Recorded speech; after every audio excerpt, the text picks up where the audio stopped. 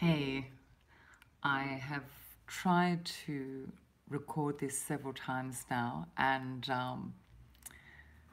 the internet keeps collapsing, so I do apologize if the internet collapses while we're talking. I feel particularly relaxed as well, so excuse me if I speak slowly. The sun is out. It's just divine here. It's just divine. Can I actually show you what it's like outside? Hey, I'm going to show you what it's like outside. Hopefully this will work, and then I'll swap it back to me. See that? Isn't that beautiful? That's my garden. Isn't it just beautiful with that? The sun is out. It's just stunning. Okay, back to me now. Yeah, it's lovely, isn't it? So I have been sitting here for some time, and I'm going to try without my glasses because they're hurting my nose here. I wanted to talk about today a number of topics, but in particular I wanted to talk about how we stop our minds racing and what methods we use to stop our minds racing. Do you ever find that at the end of the day that you can't switch off, that your brain is just going at a million miles an hour, and it's like a train on a track, but there's no brakes, and it's stressful. It doesn't feel good. I cannot read your messages, and I need to read the messages. Hey, I'm going to leave the glasses on because I want to be able to see what you're saying. Instagram, when I do live streams on Instagram, I generally don't look at the messages, which means I can think more clearly. But with YouTube, I look at the messages. I'm sitting on my knees, so I'm just going to move around a little bit. I look at the messages and then I think, yeah, I like all 50s, 60s, 70s. My daughter always says that I just live in the 70s because all my clothes are from the 70s. I was thinking about something, talking about burnout, about something Amanda Palmer said, or AFP said. Yes, how to wind down at the end of the day and how to stop your mind racing. So Amanda Palmer said that we should each day ring at least one person and just speak to them without texting them first. And then I read an article, and in the article it said, or it encouraged us to turn up on someone's doorstep and just meet them and knock on the door and say, hey. Don't you think it's funny that that has almost become unacceptable? Hey, OJ, it's almost become unacceptable to just ring somebody and say, hey, what are you doing? We feel like we almost need to check whether they are available for us. We feel like we have to be invited. We're almost a weirdo or a freak if we just knock on the door and say, hey, I bought a bottle of wine or bought fish and chips or whatever. How are you?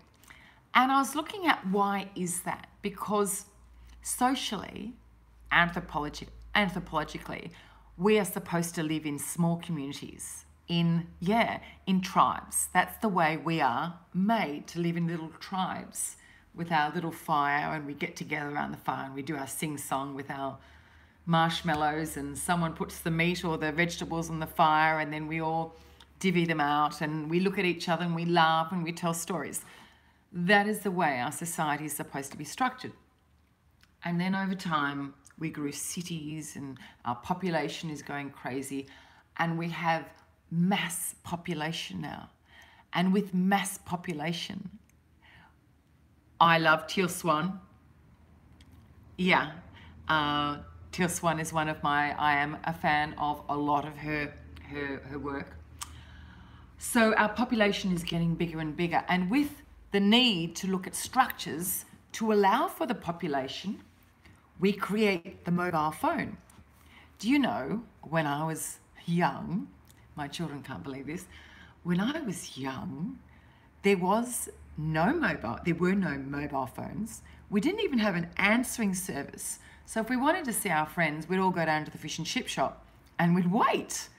And we'd all take 10 cents and we'd put in our 10 cents together and we'd buy fish and chips. And then the group of us, we'd go to this place that we called the paddock. And so many naughty things happened at the paddock. But aside from that, we would sit on this old slab, and the slab used to be a house, and we'd splay out the fish and chips that used to be in newspaper until we realised that was poisonous. And we'd share the fish and chips, and we'd talk about what happened at school and which teacher we didn't like. And it was so communal. And now, I mean, can you imagine what would happen if you knocked on your neighbour's door with fish and chips and said, do you want to go down to the park and have fish and chips? Or you just rang somebody. I mean, we may have an elite few we can ring, but generally it's not, I'm just going to move around here, it's not acceptable to just turn up. It's seen as rude. And why am I talking about this? And why is this relevant to our minds racing at the end of the day? Because what do we do during the day? A point I want to make about our minds racing.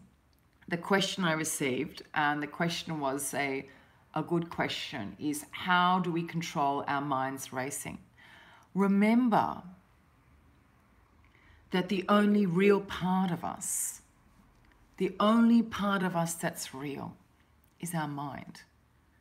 Our face, our hair falls out, our face ages and lines.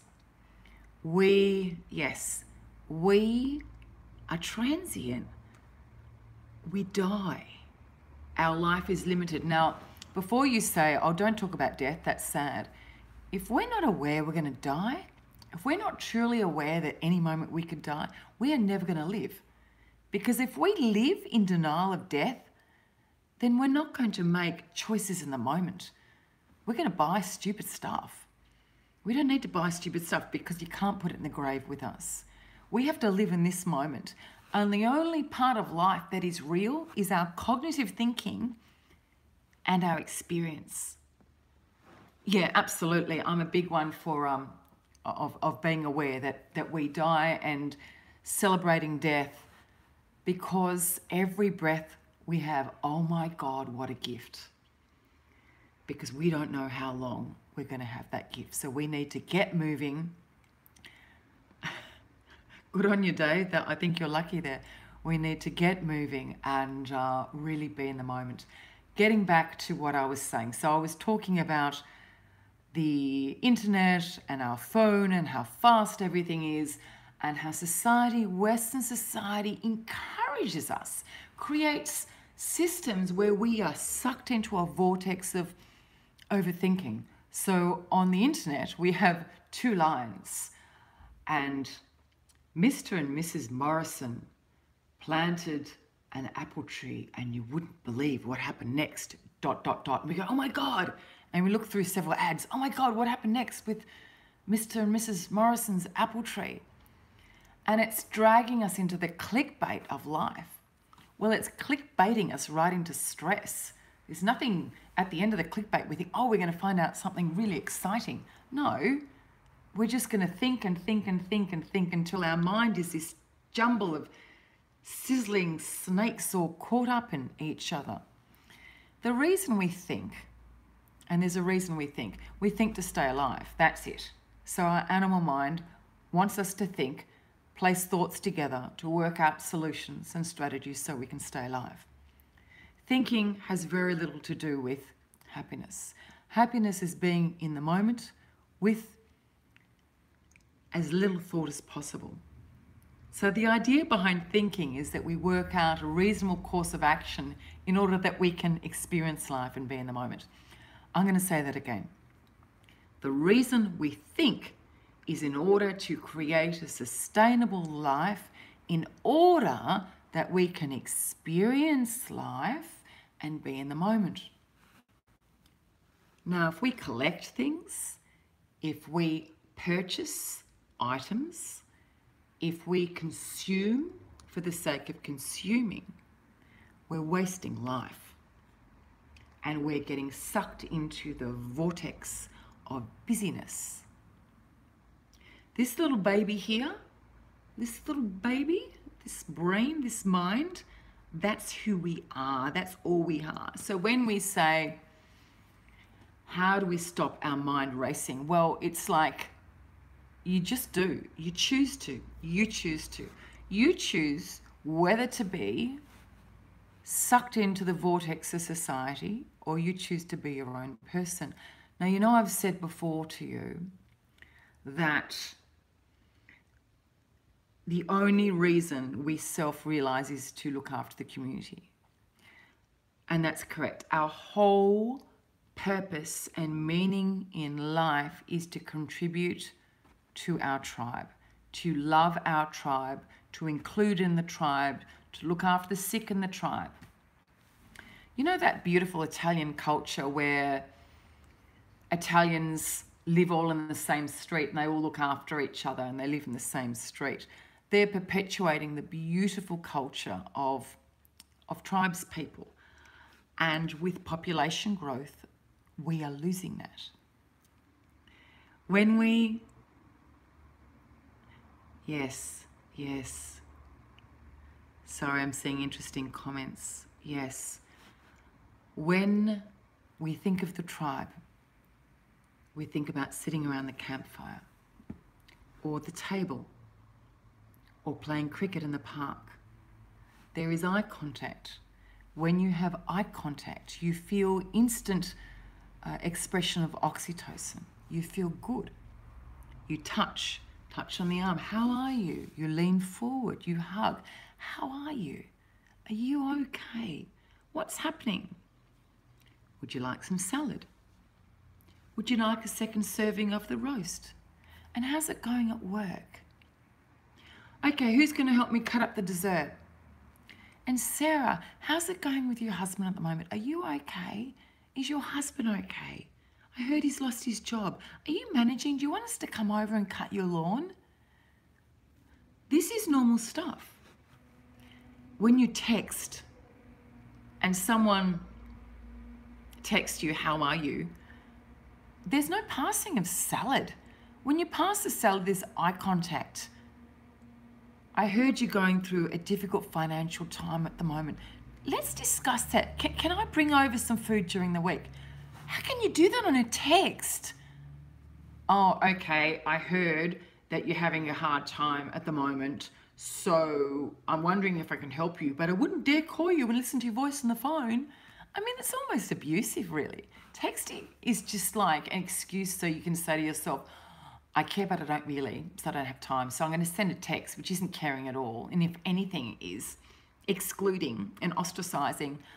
But I'm going to tell myself it's okay to text someone who's struggling.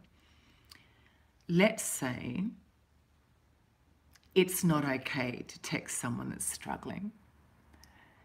We need to have eye contact. We need to get back around the fire. Now, why am I talking about getting back around the fire when we're actually talking about our minds racing at the end of the day? Because we are sucked into the vortex of hectic and manic communication for no purpose. We are sucked into the vortex of overthinking and carrying too many thoughts and checking texts and checking Snapchat, checking Google, checking all these different devices, which only train our brain to be more stressed. Now, isn't it interesting? We are actually letting the outside world train us to be less happy human beings. So, yeah, OJ's just talking about texting. I'm not saying texting's bad. I might write to, I have a friend at the moment who is going through a divorce, and she's got some really big issues happening. And I often find I don't get a chance to do anything to the end of the day, and sometimes I have big issues happening with my kids. So I recently sent her a text saying, look, I'm really sorry. I love you very, very much. I'm so sorry you're going through this. I wish I could be more there. I wish I could be there for you more. But at the moment, A, B, and C happened. My parents are not well. This happened. So I legitimately can't call you. I'm sorry. So it wasn't a short text, but it's like, this is the best I can do. Rather than, how are you? Okay, how are you? I'm pretty awful. I feel awful. So you sound like you don't even have time to call me. So I'm going to say, smiley face, thumbs up. Thumbs up? Like, are we reducing? Are we actually reducing our engagement and our love and our feeling to, hey, thumbs up, smiley face, sick face, angry face? So we as intelligent, engaging human beings reducing our thought process to emojis? Isn't that hilarious? Okay, coming back to the topic that I'm actually talking about. Smiley face. Yeah. Oh, your marriage is broken up. Your partner is unfaithful. You can't pay the bills. How are you? Smiley face. I sounded almost angry there, did I? I do get angry, you know. I'm pretty passionate about some things, and I think we need to get serious about engagement. I think we need to get serious about inclusion. I think we need to get serious about realizing, okay, our tribes have got out of control and they've grown into cities. And in cities, you have apartments with walls. So it used to be little shacks and around the fire each day, and now it's concrete walls and apartments. So I guess there is a level of anger there. A chat in person followed with a hug is worth so much more than a meaningless text and an emoji. T-shirts, a hug. I was at the office yesterday, and I have this friend called Daniel, a platonic friend. He's really groovy. And I was really busy. And he said, do you want to talk? Do you want to just stop and talk? And I said, oh, you're busy. He said, no, do you want to just stop and talk? And something was bothering me about the children.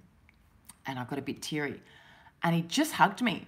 And it was like, it was so therapeutic, because my life is full of texting, is full of so many responsibilities. So that hug, it must have boosted my immune system through the roof. It was wonderful. Coming back to how do we stop our minds racing at the end of the day? Number one, be aware of Western society. Western society does not nurture engagement, does not nurture or foster intimacy. We're going to have to take back control. We have to do it ourselves. And it's not going to be easy, so we have to really, we have to take a stand and call up and meet up with people. So number one, this is really interesting stuff. Hugs, so important. Number one, cognitive distance over your life. Develop the ability to look down upon your life rather than being sucked into the moment. So for example, if someone toots at you when you're in the car, instead of saying, how dare they do that to me? That's awful. How dare they toot a woman or a man or a echidna or whatever. The point is you instantly feel anger. We could look down upon it and say, what have they gone through today? Perhaps their wife has left them. Perhaps they can't pay the bills. Perhaps they've just found out they're terminally ill. We don't know what they feel, so why get sucked into reactive behaviour? Don't you think I've got this under control, because I haven't. I practice this daily. So cognitively look down upon your life, number one, and see it across the lifespan, rather than think that what is happening now actually lasts, because it doesn't. Perspective of looking down from the mountain on your life. Number two, develop a mantra. And you may want to swap it up, change it up, and change to different mantras. Thank you so much. Empathy, Empathy is the purpose in life. Empathy is the meaning of life. Research has been done to show that the more we have in our life, we actually lose some of the ability to feel empathy. So we need to get down and dirty with life. That is so important. So where was I? Yes, develop a mantra. So you may breathe in and say, I have perspective. Breathe out, I'm okay. Breathe in, I have perspective. Breathe out, I'm okay. Or breathe in, I accept the world that the universe has offered me today. Breathe out, I'm okay. Another one, breathe in, I forgive unconditionally. I love myself. Develop a mantra that is pertinent to you. It may just be I accept, or it may just be I am. It's thanks, Ashley. It's up to you. So mantras are really important for disciplining the mind and bringing the mind back down to simple. Focusing on the action of breath is really, really important as well. So the 3, cognitive distance, perspective. Number 2, develop a mantra. Number 3, be present in the breath. Really important. And I would add to that the importance of journaling, because journaling, the physical, feeling of writing on a piece of paper. Let me see. The physical feeling of writing is therapeutic. So where possible, I often write on a computer, but where possible, actually write. And then you close the book, metaphorically and physically, and place the book up on a shelf. My problems are away. My room is sacred. No TVs or electronics in the room within reason. You may want to listen to a audio. Nice, fluffy, soft things around you. Amazon. You can get my book on Amazon, the PDF version. Just type in Daily Rituals for Happiness. I want to write another book, but I need the channel to be a little bit bigger. I think you all know this. I'm trying to use YouTube to pay for my boys to being at a certain school. So I'll write another book when we're a little bit more settled financially. I want to write another book about, I've got a few ideas. Thank you, Susan. So I was talking about the importance of writing a journal. Now, sometimes we can take on a ritual and it can become too big and all embracing, overwhelming. So I like little bite-sized pieces. 20 minutes of yoga, 5 minutes of journaling. Now, if you talk to an expert in the field of journal writing or yoga, they would all say 90 minutes. And I agree, but we need to look at what is actually possible in our life. And I think 2 minutes and 4 minutes, etc., are possible. So little bite-sized pieces of well-being in your life. Talking on the topic of stopping the mind racing. Now, when we make decisions on how to behave in life, there are 3 areas. Each day, make clear, objective decisions about what you're going to achieve, and be careful of being a gunner person. I'm gonna lose weight. I'm gonna stop smoking. I'm gonna stop seeing those people that judge me. Thank you so much, Sunshine Girl. I'm gonna. So be careful of being a gunner person. Each day, clearly make decisions of what you're going to achieve that are realistic and possible and gentle. Then act on those decisions and objectively and measurably act on those decisions. And then each day, use some time to file. That is, organize your decisions, file your decisions, complete your decisions. The filing is very important. Nightly rituals. My book is all about rituals. I am, because my first degree was an arts degree with honours in anthropology. I'm fascinated with anthropology.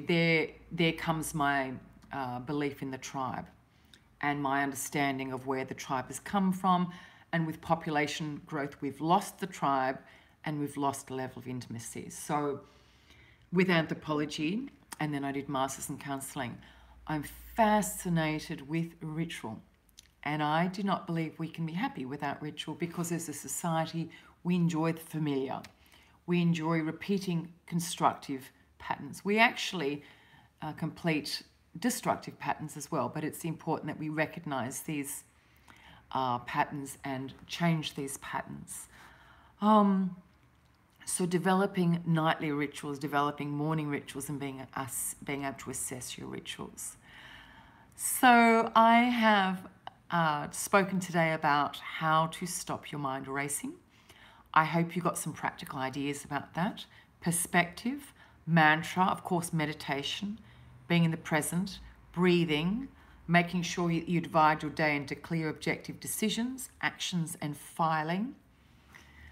Be aware that Western society and the structures of Western society aggressively work against your happiness. Happiness is only to be found in this moment. You can't feel happy yesterday, hey Jack, or tomorrow. My rabbit, the rabbit died. They introduced a new disease into Australia. In Australia, Sim died. We had a lovely funeral for him, and he has a lovely little cemetery plot. Sorry, my hair's keeps getting up my nose. Yes. Now, I love my rabbits. I've had several rabbits. Australia has a massive, massive, massive problem with rabbits. They're introduced from England, and it's a huge problem that's destroying a lot of our environment. So they do not vaccinate against certain diseases such as myxomatosis. Overseas, you can vaccinate, but not in Australia. Yeah, I love rabbits. So I understand the environmental point of view, and I know by having a rabbit, it's basically often a matter of time. You can use mosquito netting. I have done that, but he ate through some of the hutch. He had a lovely life. We really enjoyed him, and grieved his passing. Perhaps I should have mentioned it earlier that he passed on, but at that time I was looking at moving and looking after my own dad, etc. Thank you so much. Yeah, thank you. Yeah, the kids were, Maya was particularly sad about the rabbit. I was sad, but I was also very realistic at the time because my dad was so sick and I was traveling such long distances to look after dad. Sorry, my glasses are foggy. That I had to look at the biggest fire, and looking after dad was one of the biggest fires, but the other was trying to simultaneously look after dad and the children. So Sim dying, to me, I've experienced different experiences of death. It was kind of sad, but okay. It was okay. Yeah, priorities. If you have any more questions, today we're just talking about fighting burnout. Remember that our brain, our mind is our own, so we do control it. It is not easy to control it, but it's possible. So remember to train that puppy dog mind.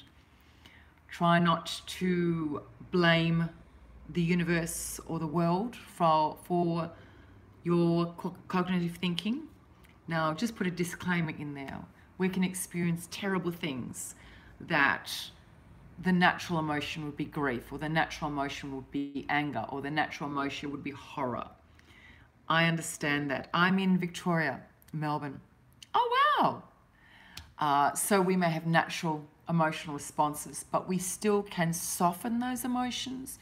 We can choose to, it's like looking at a beautiful, I'm looking at my garden here, and my garden is beautiful. Now I can choose to focus on the weeping willow, or I can look at the succulents, or I can look at the circle of friends. I have a candle here.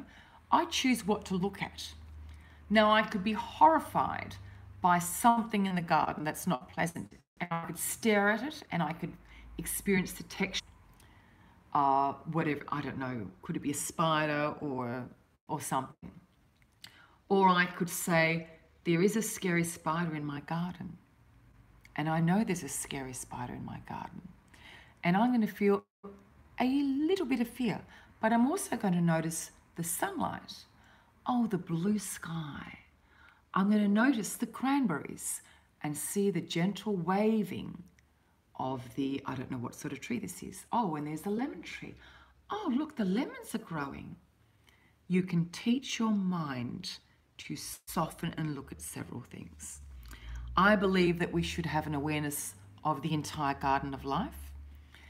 I do not believe, like some New Age positivists believe, that we should ignore the negative. Turn off the TV. We need to monitor it, but we need to always be aware that there are people without food. We need to always be aware that there are people, so that we keep front of mind our purpose. End of story. That's what it is. And if we focus only on the positive and totally ignore that little spider in the garden, then we're going to ignore issues that need to be dealt with. I know there are a lot of spiders and snakes in Australia. I have a funny story where there was a snake in our backyard and my brother ran right up the driveway. It was a huge driveway, screaming in a high-pitched voice, and we still tease him now. He's in his, I think he's just turned 50. We still tease him about it, which is a little bit cruel. Now, if you have questions, live questions, please put them on my Instagram. Please, where should I focus in the body? Where should I focus in the body? I didn't quite get that question. Progressive relaxations or mapping out your body are vital for so many reasons: to protect the immune system and to help us be within our cognitive space. Relaxing the body systematically is very important. Please, there's a bus that comes right, the bus is right there, so it's making a loud noise at the moment. Please follow me on Instagram because it gives me my most personal interaction. I know, it's social media, I get it. We could always be around the campfire, but that would be a very large campfire. Please follow me on Instagram and send me your questions. I can't answer all of them. It's not possible, there's too many. Can we force ourselves to feel good is the question. I'm going to answer that. Can we force ourselves to feel good? Let's just look at the word force. As soon as we emotionally use the word force, we're talking about coercion. I think everything needs to be gentle. I think that we can squeeze the moment dry. I think that we can enjoy a cup of tea. We can look outside and enjoy the sun. There are times that we cannot force ourselves to feel good. A friend passes on. We have a legitimate trauma. And then I think it's okay to sit in grief, and it can be healthy to sit in grief. I do think that we have a lot of control over our feelings. Yes, there are so many interesting issues here that that last one, I'd put that in Instagram. That's an interesting issue. Talking about forcing ourselves to feel good. Yes, I feel we have a lot of power to train our minds to feel positive. At the same time, I think engagement is vital to our mental health. And if we are literally without others to nurture us, I think that's hard. I think if we're legitimately homeless, without a roof, without a jumper, in the rain, I think it's hard to feel good. So for those of us who have jumpers, who have a roof over our head and can have 3 meals or 5 meals or whatever a day, I think our duty in life is to look out for those without. So coming back to the question, can we force ourselves to feel good? Force, not sure about that issue, coercion. I think that we can train our brain to focus on the positive. I think it's insulting to say to someone in Ethiopia, in parts of Afghanistan, oh, just believe in yourself. You'll be fine. Manifest it. Are we going to honestly tell somebody in Afghanistan or Iraq, in certain places, just manifest it? How insulting. We can manifest in Western society a lot more because we have a lot more. And because we have a lot more, we need to be grateful and get dirty, get working, get out there and help the people that don't have stuff. So the answer to, can we force ourselves to feel good if we have the basic requirements of clothing, food, and something over our head and basic health? Yes, I think we can. I think engagement and intimacy is very, very important and a vital part of that. Oh, I'm so sorry you lost your dog. I can see here there are a lot of questions coming up. Please place these questions on Instagram.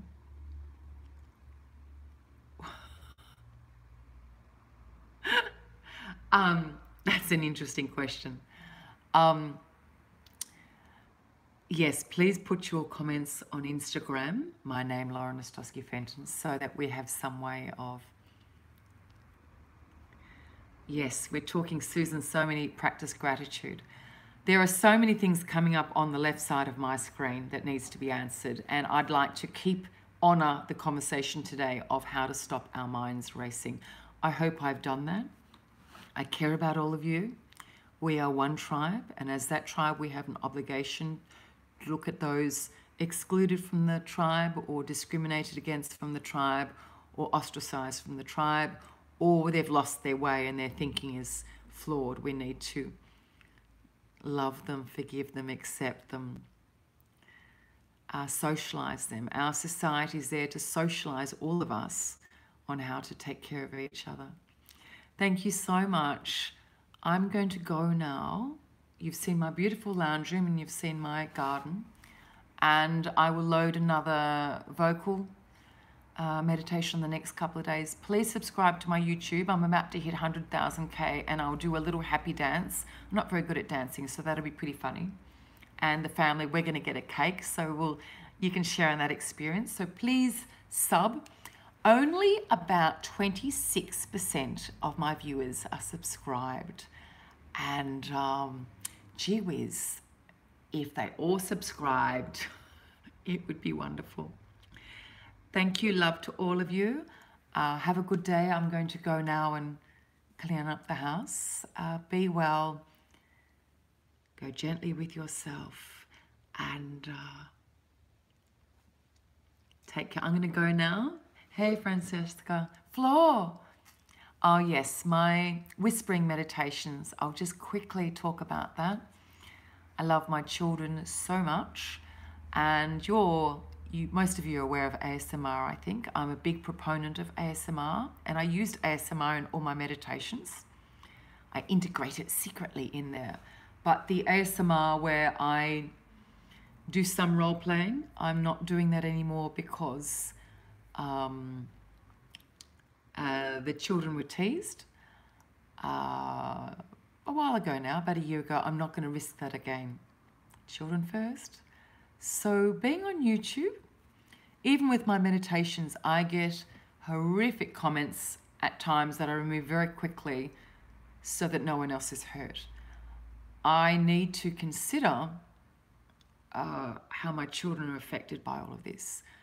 I love what I do, and I really feel for other YouTubers too, because it must be very difficult for young people to embrace its popularity being followed by a number of people. Yeah, I know, OJ, gee whiz, I know. But OJ, you'd agree, you do the same thing. I just can't risk it. So I may do some role plays for students with study. I may do some role plays with counselling in the future because they're pretty straightforward, but that's about it. So I'm going to go now and enjoy the beautiful sun, and I will be aiming to do one stream a week, but I need to allow for my children because sometimes they throw spanners into the works of my life. Remember, we are a community. Yeah. Flor, I'm going to go. I love you all. I'm going to try and finish the stream. I always find that hard because I don't know